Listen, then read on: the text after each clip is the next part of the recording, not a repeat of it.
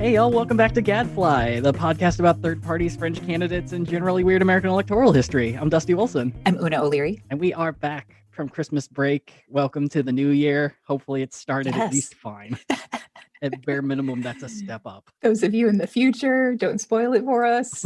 You future people in your goddamn better world, you fuckers. But you know, we're going to start off today with a bit of news that Una sent to me not 2 hours ago. Yes. Una, do you want to share? Sure. Proco Joe Moreno, our dear hipster alderman of the first ward, got charged with DUIs for wrecking multiple cars in the Gold Coast today. Or I don't know if the wreck happened today, but he was definitely slapped with DUIs today. Yeah, it looks like the Audi that we talked about in episode. Yeah, but yeah, it's like 4 ago or something. But yeah, Proco Joe Moreno, our hipster alderman, he got into a bit of trouble with his Audi by giving it to his fuck buddy at the time, and then when he didn't get it immediately back, he told the cops it had been stolen, and it hadn't been. But it hadn't. Nor had it been stolen this time. Oh no, Joe. This time Joe got very drunk and just sideswiped a shit ton of cars in Chicago's Gold Coast, which, judging by the name, it is where all the rich people live in Chicago. At least one of the 3 neighborhoods where all the rich people live. It's like Nouveau Riche. That's true. It's the Guilt Coast.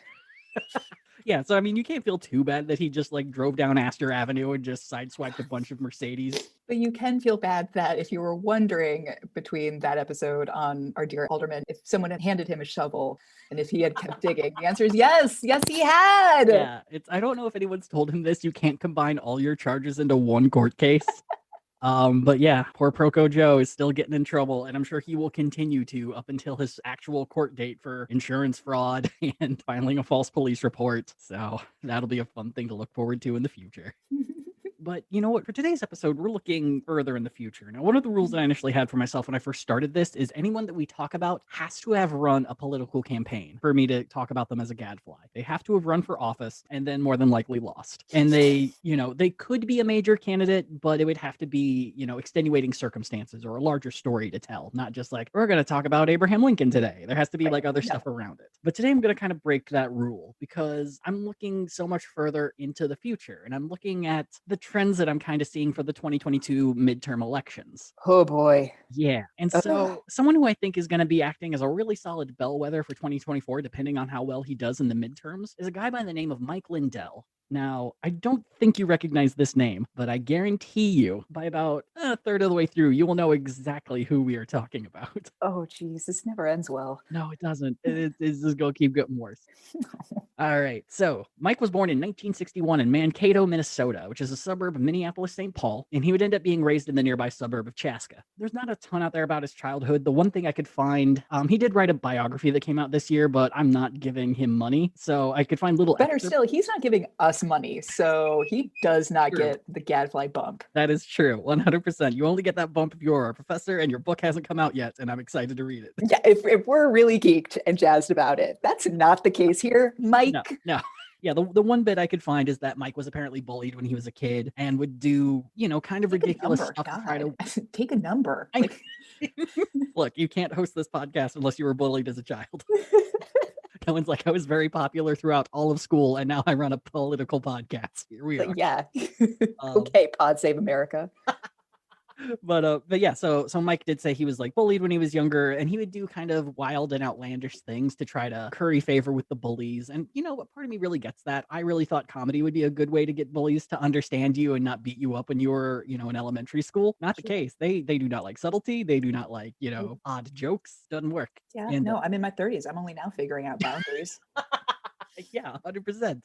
And so Mike brings up a moment early in his book where apparently he's on the school bus, he's getting bullied, and he was like, hey guys, I bet I could jump out the school bus window. And when the bus was parked, apparently he just jumped out the window. Well, at least you waited till it was parked. Yeah, I mean, yeah, if he did that while we were moving, I don't think we would be talking about him right now. Oh my God.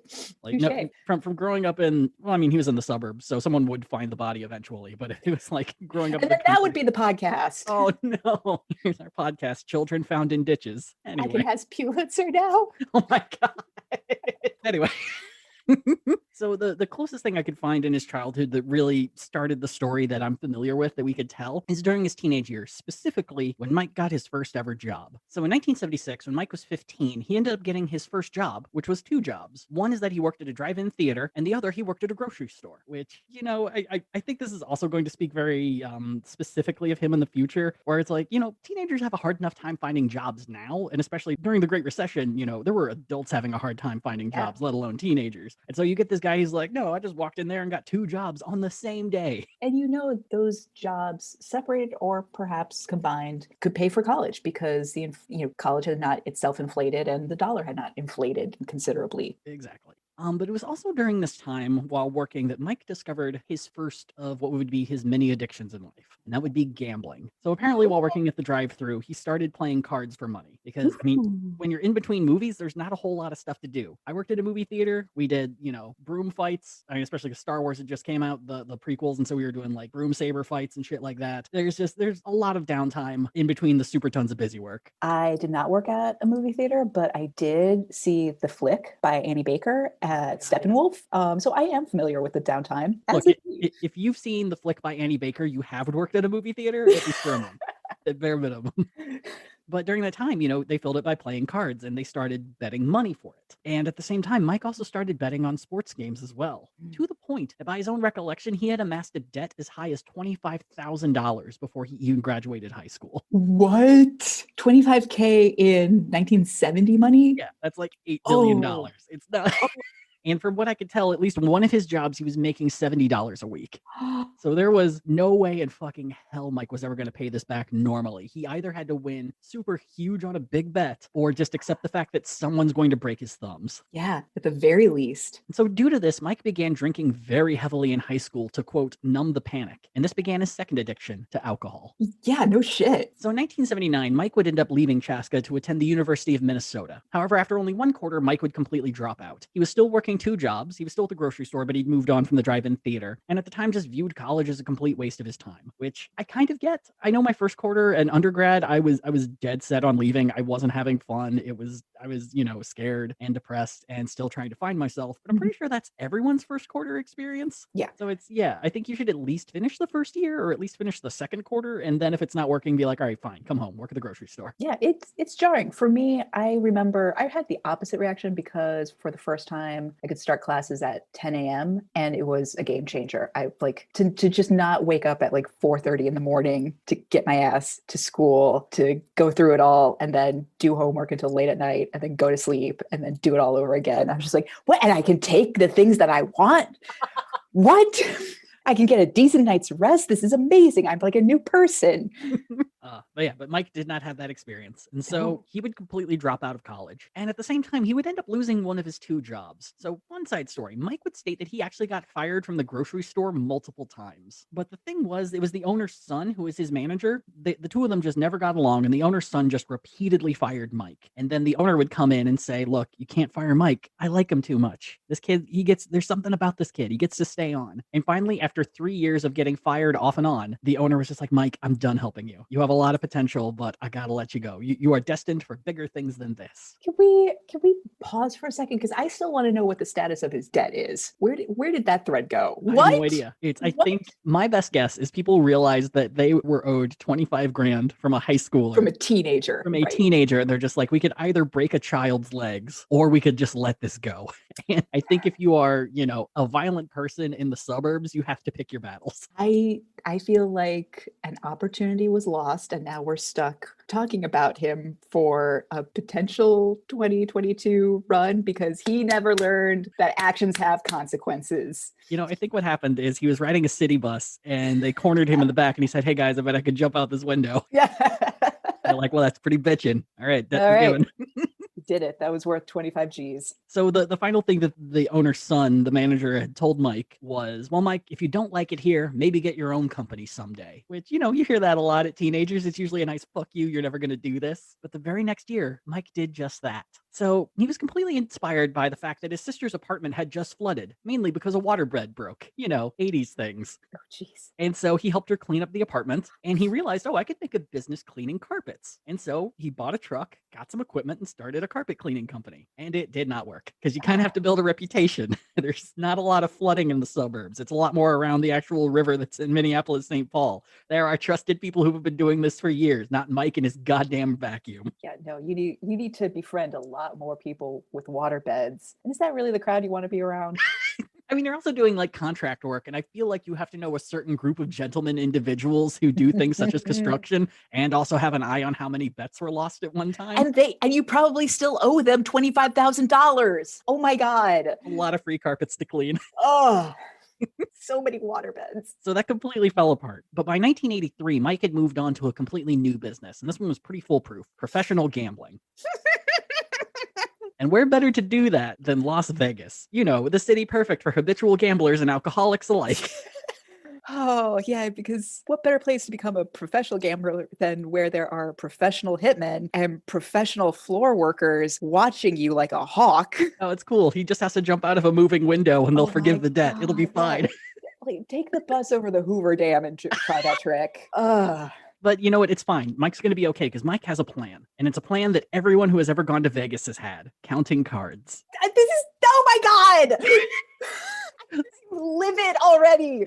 Happy New Year! So for those of you who don't know, counting cards isn't exactly illegal. It's actually legal in certain regards. But the general idea is it's typically something you do while playing blackjack. And the idea is you keep track of all the cards that have been played before the deck is done, so you get a general idea of what might be coming next. So if you have 15 in blackjack and you know that there's nothing but high cards left, you can hold and not risk it. Or if you have, a high number but there's nothing but twos left, then you can bet and get 21 or some shit like that. Yeah, you're counting the ratio based on like decks as they come up and everything. It's something that works if you are, a magician or a high-level mathematician, or if you have a photographic memory. It's something you have to work your fucking ass off to be any good at. Yeah, like really work. So, someone who's lost 25 grand before they're allowed to legally rent a car, that's not a good sign. There is a terrific mediocre movie about just this with Kevin Spacey and whatever, 2004 or 6 heartthrob of the time. It's one of those like Josh Hartnett. Yes, yeah. If it's one of those movies where it's like if it's a Sunday afternoon and it's on TBS, like you know damn well I'm watching it. I sit down and watch these guys play cards and get angry at each other for like getting like too big for their head. Oh my God. Yeah, you never really get a poker movie about people just having a good time and relaxing. Like someone's always yelling at John Malkovich. It's a fun time. So that's the general idea. And it's something that you can do legally here in America. You just can't have any devices on you to count the cards. You can't keep track of it on paper, and you can't have someone sitting next to you or near you giving signals as to what cards are left and what aren't. The thing, though, is casinos do have a way of kind of being able to tell if you're counting cards, and they will still throw your ass the fuck out if they think you're counting cards, even if you're not. They're the casinos. They do not care. Eyes in the sky, people whose entire job is to watch your ass. Yeah, they are just waiting to throw out some drunk from Topeka, and they do not care. It's like, if someone had all the CTA drivers here in Chicago, the CTA are public transit, so buses and the L line, if they just gave them a business to run, I'm pretty sure it would be a Las Vegas casino because none of them give a fuck and are just waiting for the chance to throw people out of a door. Please give me a reason. Please. I woke up with a desire for someone to fuck with me. Anyway, so as a technique, it can kind of work, but one of the ways that casinos have gotten around this, especially the big ones in Las Vegas, is they have something called a continuous shuffle machine. So while the game's being played, they pull out the cards and the cards are dealt. And while everyone's still playing blackjack, the deck is still being shuffled nonstop. And then when all the cards are taken back from the game, they put them back into the shuffler. And so they're shuffled right back into the deck. It's pretty much impossible to count cards in blackjack if you have one of those machines there. But probably in 1983, yeah, it's a little more possible. But like I said, you have to be good at it. But either way, Vegas, get ready because 22-year-old Mike Lindell is coming here to take all your fucking shit. God's sake. And you know what? It didn't take long for Mike to get into his first fight in Vegas. So Mike would be sitting at, as he put it, one of the larger casinos. So let's just say it's like Caesar's Palace. And he began accusing the dealer of second dealing him. Now, this is a technique where the dealer doesn't give the player the card on top, but sneakily gives the card just below the one on top. And on one hand, it's a really useful tool if you know what the value of the top card is and you want to screw the player, but it's also a decent way to fuck with the process of someone you suspect is card counting. And either way, Mike raises a stink about it and immediately calls over the pit boss to the table. And this is the Vegas version of saying, I want to speak to your manager. Mike accuses the dealer of cheating, and the pit boss takes Mike's compliments under consideration, then physically throws him out of the building. There will be no Karen situation in 1983 Las Vegas. Like, that is the nicest they could be. If you left with all of your limbs intact, congratulations. Yeah. That's as nice as a kiss on the cheek and a please don't do that again. Take your $1 drink and your free shrimp buffet and see yourself out the door. Even just knowing that's Vegas now and easily was Vegas in 83 makes me so happy. Yeah, people like pro tip, you go for the cheap sirloin steaks. Forget the gambling. Yeah, you're gonna lose your money. Just You can get it all back in as much food as you can gluttonously steal. go for the only slightly watered down frozen margaritas that you can walk everywhere with. I mean, granted, my only Vegas experience is I spent a night at the Vegas airport because my flight got delayed due to wind shear. And so they asked me if I wanted a hotel. I was like, no, I'll just stay here. I can't afford a hotel. And so I spent all night playing penny slots at the Vegas airport and won $15. Yes. There were a lot of concerned janitors looking at me all night. It was delightful. I made a friend. So, to say the least, Mike's Vegas adventure would flame out very quickly, and he would return to the Twin Cities and go through a whole series of just really bad business ideas. First, he tried raising pigs in the suburbs, Una. He tried raising pigs in the suburbs, and wouldn't you know it, the pigs escaped. What? Yeah, because pigs are smart. Pigs are smart. They don't like being fenced in small areas. They will fucking leave. What was he going to do with the pigs? He'd sell them to, stockyards, I assume. But then he said that the pork market completely tanked that year also, and so he ended up losing everything. Those pigs ran away, pork's not worth anything, business failed. And after that, he decided to start a lunch wagon, the 80s version of a food truck. And so instead of, a food truck that goes around to bars and things like that, a lunch wagon would show up in front of a large office and just sell sandwiches and food and things like that for anyone who didn't bring their own meal or didn't feel like walking to a restaurant to get something. And so it was something that Mike had heard was really big in California, but it was something the Twin Cities had never done. So he got his money together, got a truck, and he drove it straight to the largest business office in downtown Minneapolis, St. Paul. And just like a boomer, he walked right into the place, forced himself into the boss's office, and said, I will give all of your employees free sandwiches for a week if you allow me to stay in front of your business for the rest of the year. To which the boss said, yeah, of course, free sandwiches, fuck that. And it failed because they ate him out of everything? Yeah, well, I mean, it's the largest office. You're giving away free sandwiches for a week, but also it just wasn't something that was really done in Minneapolis, St. Paul. It's people are bringing food from home because you're saving money. It snows and drops below zero most of the year. Yeah, no, that's why it works in California, because it doesn't snow that much in most places. That's an extremely usually good very point. temperate. Also, you're calling it a lunch wagon. That is terrible marketing. Look, Jan, I know it's negative 45 degrees outside, 60 with wind chill, but I need me a fucking loose meat sandwich made by a guy who is the only person inside a truck. No, he's not wearing gloves. Why do you ask? He absolutely would not be. I can guarantee that shit. He probably doesn't have a license. He probably hasn't thought through much of what he needs to do. Oh my God. And he owes me money. He still hasn't paid off the 25 grand. So after all of this, Mike would end up doing what a lot of us do when you're really in need of work and have kind of run out of options that you would prefer. And he became a bartender. So here's the thing, though, is if, in complete and total seriousness, if you even have a little bit of an issue with alcohol, do not become a bartender, ever. I was a bartender for about 3 years, and it was easily the most I've ever drunk outside of a college setting. 100%. Yeah, 100%. it's like you get to the end of your shift and you're like, I could go home, or I could drink 3 Coors Lights for free. Or if it's a bartender who's also your manager behind the bar and you're like, well, I have to butter him up to be able to get better shifts. Yeah, I'll stay here and drink 3 shots of wild turkey. Why not? This is networking. Yeah, or depending on how mismanaged the place is, you and the other bartenders start doing team building shots at the start of your shift to just fucking get through work. Yeah, look, I mean, I'm not going to say I didn't live off of Irish coffees for my entire Sunday shift for about a year, because if there's anything people go to a bar to do on a Sunday night from 6 to midnight, it is not drink. Yeah. It's really great to hear just like, oh, $5 in tips. Wonderful. Well, I will make this up with as much beer as I can sneak. I will take back my time. Thank you very much. This bottle is my union. So yeah, it's like, as someone who is very sociable and really loves hanging out with people and usually has to be told, hey, it's 4:30, please leave my home. Being a bartender is not a good fit for me. And so No. for someone like Mike, it's a very bad fit. But it gets worse Oh, because while he's working as a bartender, he discovers his third new addiction, cocaine. oh, well, it is the 80s. It's And the he's 80s, it's the now, restaurant industry. It was bound to yep. happen. Yeah, it wasn't an if, it was a when. Yeah. And just like cocaine and working at a bar does, it led Mike to buying his own bar. Because No! it is a scientific fact. If you have enough drinks and do enough cocaine, you will buy a bar. I mean, yeah, the self-esteem is through the roof. You're on top of the world. Absolutely. And as anyone who's ever watched the show Bar Rescue, they know that this is a guarantee that your bar is going to do great. But weirdly enough, Mike actually made it work. He bought another bar and a couple more restaurants across Carver County, Minnesota, and he actually began amassing a bit of wealth. Mike is actually making it as a restaurateur. He's in the black? Yeah. Well, I mean, I don't know if he's in the black. He's holding on to a business for more than a couple years. Very okay. Yeah, he is successfully not dying. These restaurants are not completely under. Exactly. Yeah, they are restaurants that are continuing to work despite the fact that they're already going through a recession in the later Reagan years and will continue operating for quite some time. Ooh, okay, go on. So it's during this time that Mike also marries his first wife, a woman by the name of Karen Dickey. And Mike and Karen would end up putting their funds together. Karen would end up putting her name onto the umbrella corporation that operated all of the restaurants, a corporation by the name of Twin Silver Incorporated, and they would end up having 4 kids.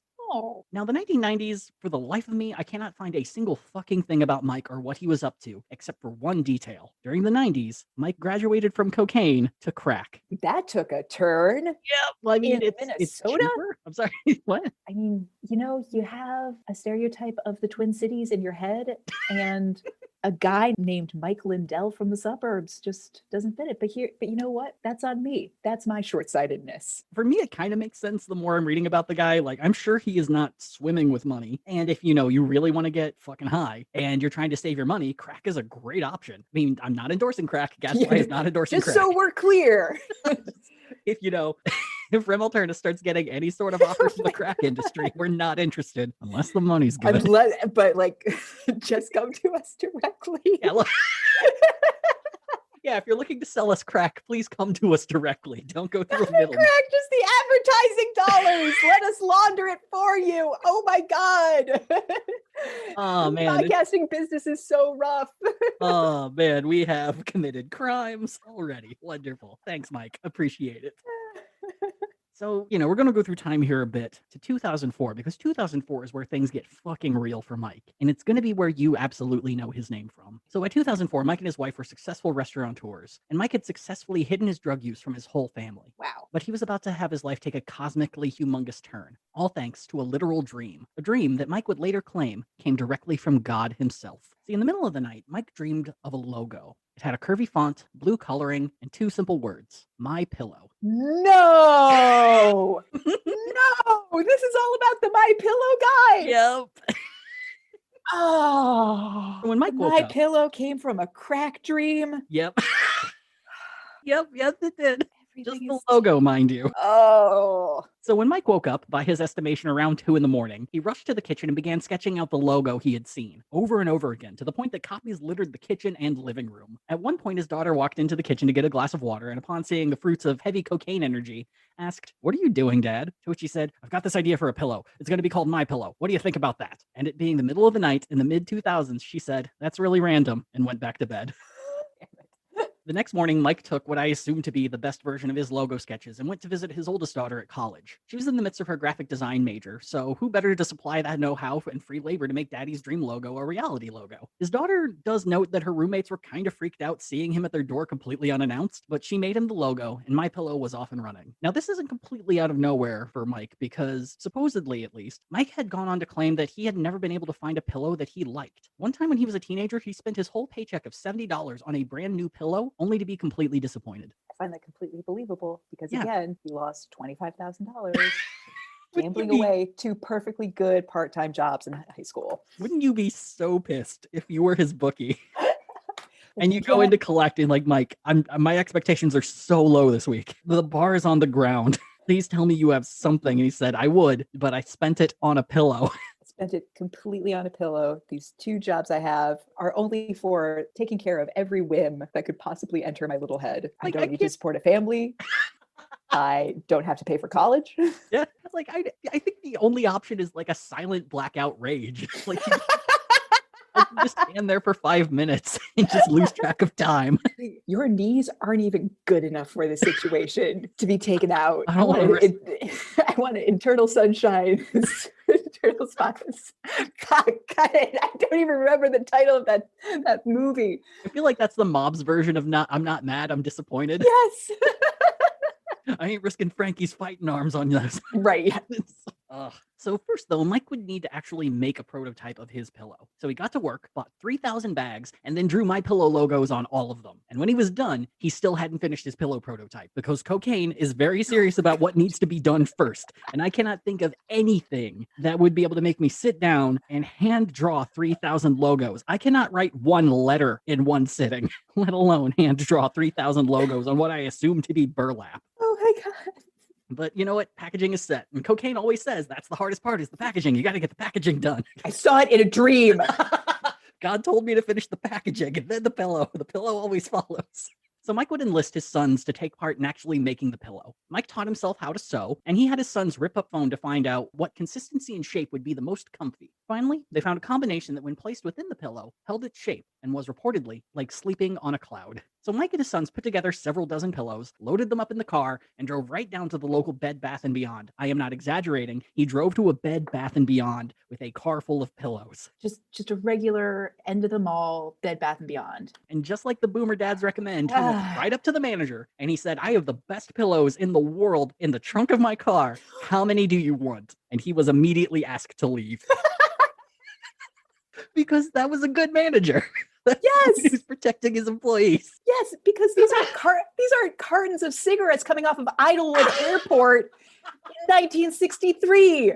Oh, you worked in the restaurant industry. You know there are distributors. You know how this shit's done, Mike. And Mike would have taken any distributor who would have rocked up with a Jorm Beam wiki and said it's almost as good as Jim Beam, half the price. What is this, bathtub Pepsi? Fine, I'll give you a chance. Hey, yeah. Oh my God. So following that failure, a relative of his recommended that Mike rent a kiosk in the mall, to which Mike asked, what is a kiosk? He is proud of this story. In many interviews, he will say, first of all, how do you spell that? And second, what's a kiosk? I hate this. I hate all of this so much. But he's so good at business. I mean, he's so business. He has been given nothing but life rafts his entire life with a crack addiction. Look, if you have lost 25 grand as a teenager and no one has broken your legs, you can get away with fucking anything. This is what I'm saying. Someone should have broken his legs. Just one lesson. Look, we here at Gadfly think it's important to break a teenager's legs under certain circumstances. Did the teenager willingly lose $25,000 in 1970 money? I mean, to be fair, the Vikings were like heavy favorites for that game. Who could have seen that coming? Anyone who knows the Vikings. Oh, man. So once he was told how to spell and what is kiosk, Mike sunk $15,000 into his own pillow hut at the Eden Prairie Center, the very mall where Kevin Smith filmed Mallrats. And I cannot tell you how much I wish both of them existed at the same time. All of this sounds like a Coen Brothers movie anyway. And they're also from the Twin Cities. Oh, my God. That would be so good. So lucky for Mike, his pillow kiosk was in business right at the beginning of the Christmas rush. And it kind of sounded like he just got the kiosk for December. And if he spent $15,000 to do that, it seems like he's not good with money still. To be fair, I have no idea what those kiosks like. I wouldn't be surprised if they're absurdly expensive. Yeah, that's a good point. Oh yeah, because with most malls, they have their anchor stores, which are already paying the rents that they agreed on in 1950. So you do have to kind of make your money elsewhere. So unlucky for Mike, he only sold 80 pillows. But lucky for Mike, one of the 80 buyers was a guy who ran a home show in Minneapolis. So a home show is kind of like a products convention for builders and designers. Mike set up a booth, and by the end of the show, he was completely sold out of pillows. And in the next few years, Mike would continue the pillow business via booths at home shows and the Minnesota State Fair. And it was enough to kind of keep things going well, but not super great. It was enough to kind of be able to have the image that things are going to get better. You just lose money in your first few years, that sort of thing. This is also all pre-2008, right? Correct. Oh, yeah. I mean, who didn't have that mindset? That's a sad and great point. But things were about to take a bunch of very terrible turns. In 2005, Twin Silver Incorporated, the restaurant bar group that Mike and his wife owned, filed for bankruptcy. And in 2007, Karen would divorce Mike, and his home would go into foreclosure. But in 2009, things would kind of start to turn back, all because of a prayer. You see, Mike at the time hit what most people in the recovery world refer to as rock bottom. Mike had lost his wife, his home, and his pillow business wasn't exactly making money. By his estimation, he was about $5 to $6 million in the hole, and according to him, it was mostly shipping, but Okay. yeah, but it was about to get even worse. Turns out Mike's crack addiction had gotten so bad that his own dealer cut him off. Who is this guy? Oh my God. Well, How have his teeth not fallen out? How has his dentist not said something? So apparently his dealer was very concerned because Mike hadn't slept in 2 weeks.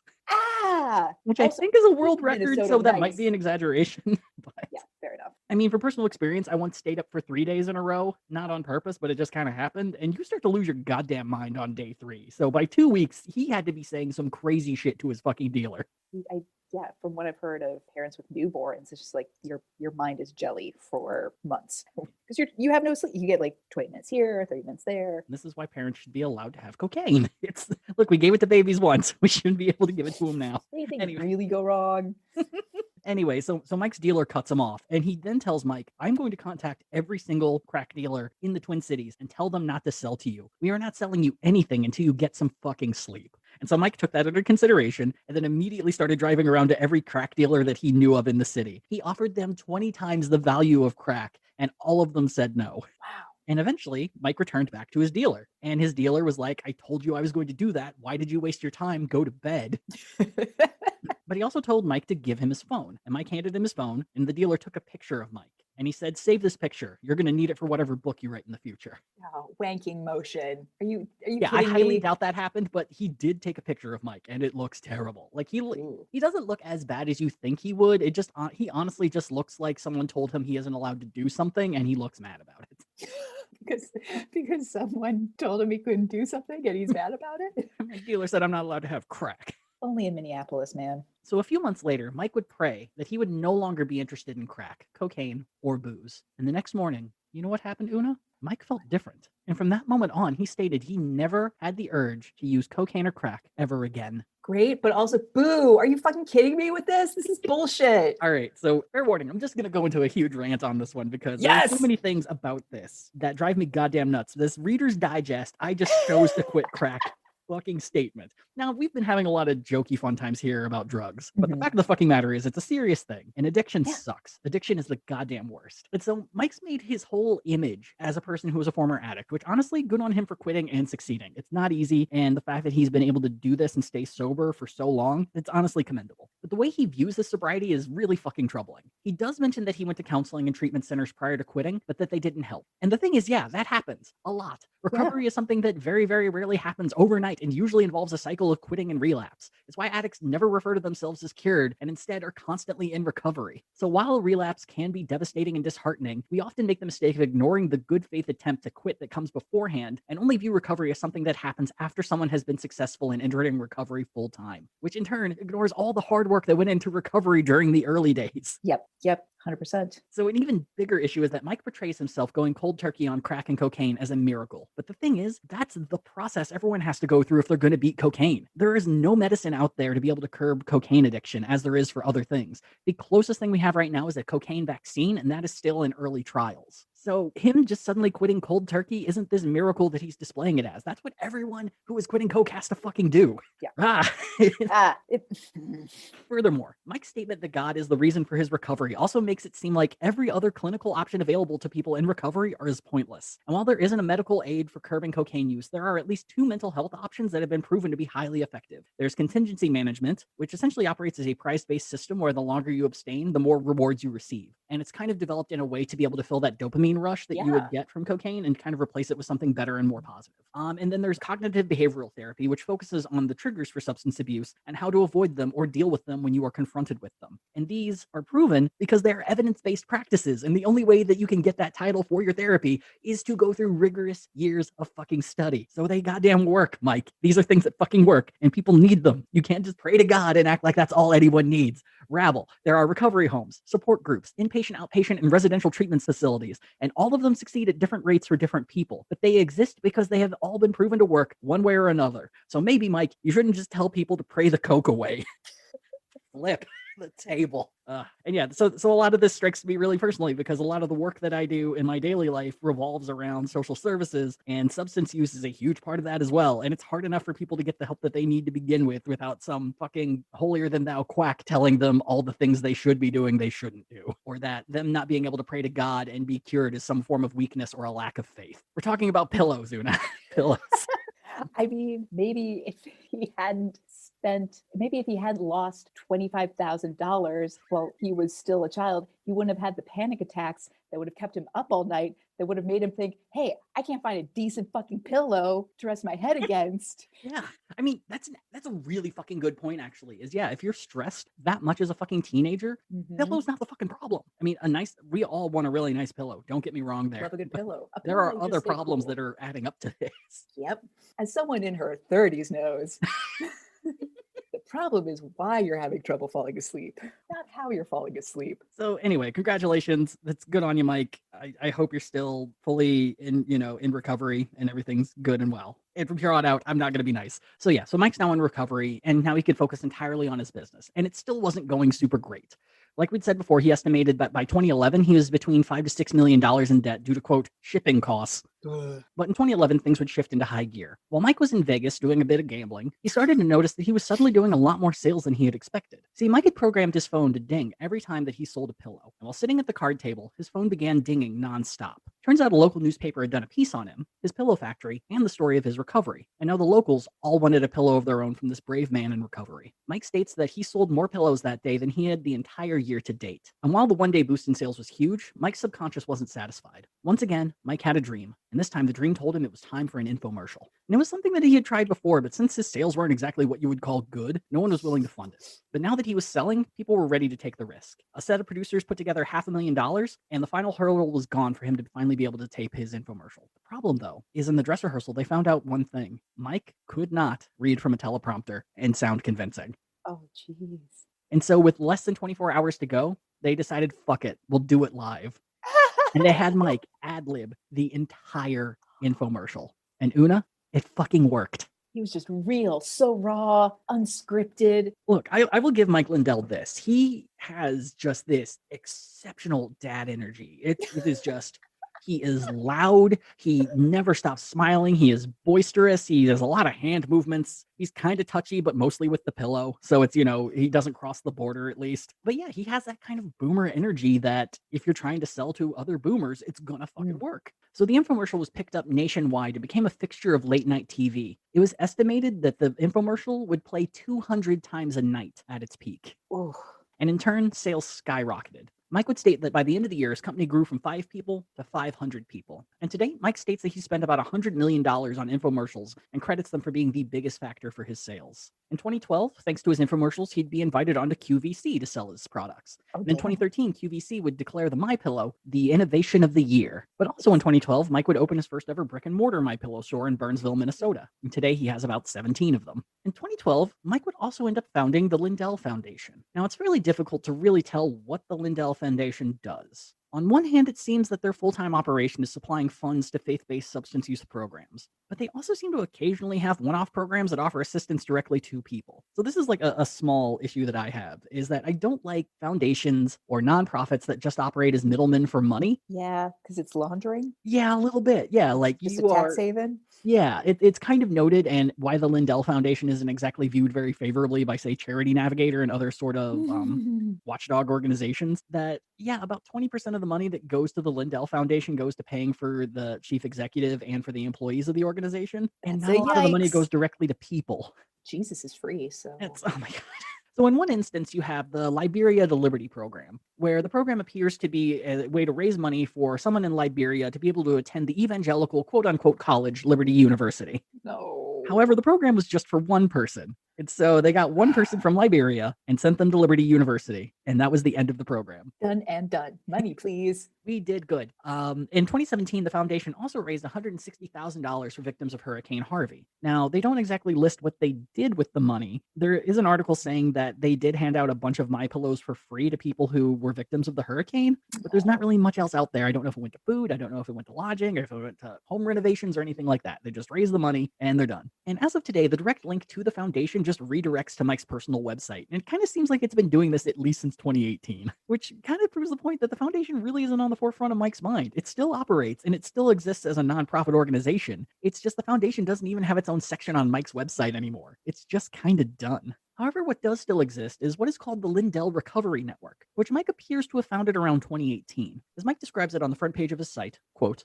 "For over 30 years, I had many addictions. I tried many times in many ways to quit, including meetings, counseling, treatment centers. You name it, I've tried it. Everything I've experienced in my life has helped me to develop the most revolutionary platform for addiction ever." Which, yeah, not the best ways to phrase that. I mean, you don't want to have a platform for addiction. You want a platform for recovery. Anyway, but I think what Mike's getting at is that the Lindell Recovery Network operates as a database for substance use treatment options across the county, which is pretty great and is also something that already exists. It's called SAMHSA, and it's run by the U.S. Department of Health and Human Services. And yeah, it's not perfect, but it's pretty fucking good. And maybe vetted? The problem, though, is those bastards at SAMHSA are secular as fuck. So you're not going to get all the godly and only God options in there. The problem, though, with Mike's database is there doesn't seem to be anything in it. So there is a coming soon option where you can type in, oh, I'm this age and I'm looking for these services. But below that is an option to type in your zip code. And from there, you can find a local church that can help you in your needs. So I typed in a Chicago zip code, got nothing. I put in one for New York City, nothing. But it also might be because Chicago and New York aren't exactly what Mike would probably call godly people. So I used the zip code of his hometown in Mankato, and once again, nothing's fucking there. The Lindell Recovery Network appears to exist entirely as an idea and nothing else, but also probably gets funding to exist from the Lindell Foundation. Just the whole thing seems shady and grifty as fuck. Oh, yeah, this is hella grifty. Which brings us to 2013. And during this time, Mike would end up marrying his second wife, a woman by the name of Dallas Yoakum. Mike and Dallas had been dating for about 2 years when they got married, and they would get divorced 2 weeks later. Oh, damn. Yeah, Mike was just as blindsided as you were. And this is a quote directly from him, what his second wife said to him during an argument in their car. She looked at me while I was driving and said, "I don't love you. I never loved you. You're boring. We don't have anything in common, and you've ruined the last 2 years of my life." Wow. Yeah. Yikes. Apparently at the wedding, she was telling people that the marriage wasn't going to last very long. What? Dallas? That's on you. Well, she also signed a prenup, so it wasn't just like a get in, get out scheme. But yeah, Mike was saying, I was looking through all the pictures of us when we were dating, and it's very clear that she's smiling a lot less than I am. Oh, that's terrible. Like, why? Like, he's still X million dollars in debt. Like, there's weddings are expensive. Divorces are expensive. I don't condone that. Yeah, there were much better times to break up than 2 weeks after the fucking marriage. Yeah. But I just love that quote so much. It was just like, I'm done. I don't care. I've been trying and I'm done. So in 2016, he produced a documentary, but it was really just a former host of Entertainment Tonight interviewing him on a stage in Minneapolis. It was sort of like a Jay Leno knockoff of an evening. Oh, geez. It was really terrible. It was like complete with a desk and everything. Stephen Baldwin showed up. Oh, that's when you know you need to leave. So 2016, though, would be the time that Mike would actually finally enter into the world of politics, and partially why we're talking about him today. You see, in August of that year, Mike would be invited to meet the GOP presidential nominee, Donald Trump. They met in private, and after leaving, Mike stated that this man would easily be the best president that America would ever have. And Mike's never been wrong. He would end up speaking at a Trump rally 2 days before the 2016 election. He ended up supporting Trump pretty diehard after that moment. In 2016, he would also begin a new career in executive producing Christian exploitation film. What? Yep. Hold up. Yeah, this is my bread and butter right here. So in 2016, he would produce a movie by the name of Priceless. Now, Priceless was is described as a romantic drama where a down on his luck fellow takes a job driving a box truck under mysterious circumstances and ends up finding out there are 2 women of color in the back who are being sold as sex slaves, and he has to decide what he's going to do about it. This is so trashy. It is directed by and starring 2 members of a Christian band called I think for Crown and Glory or for God and Kingdom. It's something kind of malicious sounding, but they're based in Australia, so they just don't know any better. And so it's an Australian dude playing a guy from Arkansas. No! I'm sure it's wonderful. I'm sure there's nothing wrong with it whatsoever. What could go wrong? Well, in 2019, he would also produce a movie by the name of Unplanned. So Unplanned is A movie that is so offensive and so bad that they had to film it in secret. It is about a woman by the name of Abby Johnson, I believe is her full name, and she is someone who used to work for Planned Parenthood, and then one day claims that she was asked to enter the room to assist on an abortion, which is something that you cannot do if you are not trained. Yeah, So come that's the on. beginning of her bullshit grift, and states that she saw the baby inside of the woman who they were aborting try to fight off the doctor who was aborting the child. And from that moment on, she became pro-life. Principal Skinner, Mrs. Krabappel were in the closet outside, and then the babies had the kissing. Yeah, pretty much. Yep. Yeah, and it was a movie that was filmed in private. Apparently, a few people were at least tricked into what the movie was going to be about. It's horribly offensive and incredibly inaccurate. Mike also plays a character in it by the name of Demolition Guy. And he ad-libs his lines, I I'm hope. sure he does. And just like, this pillow is going to demolish this abortion clinic. It's going to be great. I guarantee it. I use this pillow, my pillow, to smother this heathen doctor. And in 2021, we have two wonderful things to look forward to. He is producing a movie by the name of Church People. I have no idea what it's about, but that already sounds great. But he's also going to be acting as a news anchor in a movie about Roe v. Wade starring Jon Voight. So anyway, 2016 would also kind of be a dark year because it would enter all of the lawsuits that people filed against MyPillow. So 3 lawsuits would end up getting filed. The very first would be a class action lawsuit filed because during one of his infomercials, Mike was listed as a quote-unquote sleep expert, despite the fact that he has no certifications or degrees in sleep medicine. If anything, I would say his time with crack addiction makes him very much not a sleep expert. Quite the opposite. So the case would be dismissed 5 months later. Next, though, MyPillow would be sued by the New York State Attorney General Eric Schneiderman after it was found out that MyPillow wasn't including state sales taxes in the online purchases of their products, and that MyPillow had defrauded the state of New York $500,000 in unpaid taxes. And unlike the bookies from your childhood, they will fucking get that money. I guarantee you, that's where the bookies from your childhood are working now. So shortly thereafter, MyPillow would settle the case and pay the state of New York $1.1 million, but also claimed that they had no knowledge of any wrongdoing. What's a sales tax? So the big hit of 2016, though, would come via the Alameda County Superior Court in California. The district attorney of the county, as well as 8 other counties, had an issue with the way that MyPillow was being advertised, primarily in that they were now claiming that the pillow was capable of curing or alleviating a multitude of ailments, symptoms, and full-on diseases. Oh, hell yes. The list includes fibromyalgia, restless leg syndrome, sleep apnea, insomnia, cerebral palsy, acid reflux, migraines, headaches, snoring, and multiple sclerosis. What? Yep, it's going to cure your too many scleroses. It's going to knock you down to a single sclerosis. Hey, oh, you have MS? A thing that even the medical community is still not completely sure of where it comes from and how to treat it. Yep. Buy this fucking pillow. Hey, are you desperate for any help? Buy a foam pillow, you rubes. Also, the county noted that the pillow was named the official pillow of the National Sleep Foundation, which happened to get a fuck ton of funding from the folks at MyPillow and was something that they never divulged. So they ordered them to take that off all of their marketing. Once again, MyPillow would settle out of court, this time paying $1 million, and again, Mike would claim that they hadn't done anything wrong, but this time he had a little something extra to it, that this was just political retaliation for him supporting Donald Trump. So the hits would keep on coming in 2017, with the Better Business Bureau revoked MyPillow's A+ rating and moved it straight to an F, predominantly because of their buy one, get one free offer. See, the law states that if you're running a sale, it has to exist for less time than the normal price, because if your sale is running all the time, that's the normal price now. It's no longer a sale. I'm learning. This is so great. And once again, they said they didn't do anything wrong. They were unaware of any wrongdoing, and fuck the Better Business Bureau.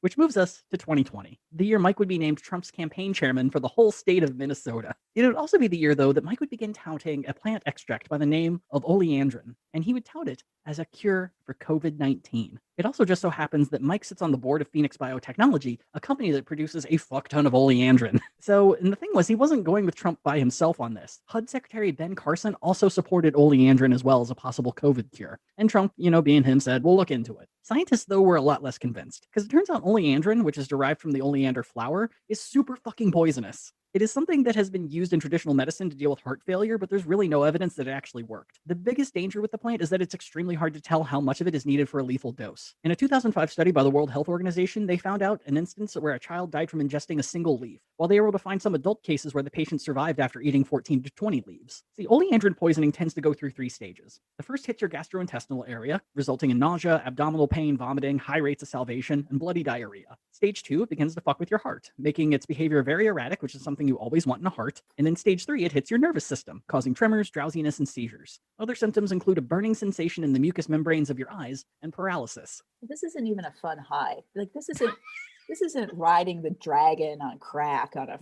Tuesday night. No, this is purposeful death with no pleasure. I just get so angry knowing that I have to live in an era where so much of our American society has regressed to barely out of Renaissance conceptualization of medicine. Like, yeah, you know what? Fuck, let's take laudanum again. Why don't we just do that? Like, I took it on the Oregon Trail and everyone made it, so I only ever died from fording the river. How about you slap some leeches on me while we're at it? Let's let them cure my COVID. It is genuinely mind-blowing that the shit that killed presidents in recent fucking history is what people are talking about us using again. As if there isn't already medical evidence that this shit murders people. Like, I know we all desperately want there to be a cure for really, really shitty diseases, but you can't cure something by killing someone.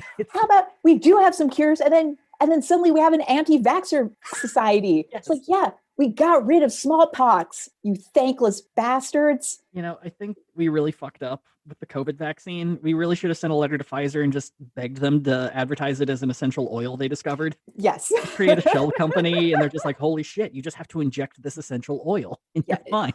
Or just give everyone like a really cheap, like a Muji diffuser, and then while they're looking at the diffuser, you shoot them in the arm. Like, good. Here's some eucalyptus oil. Get out of my office. I would love that job. That's great. Oh my God.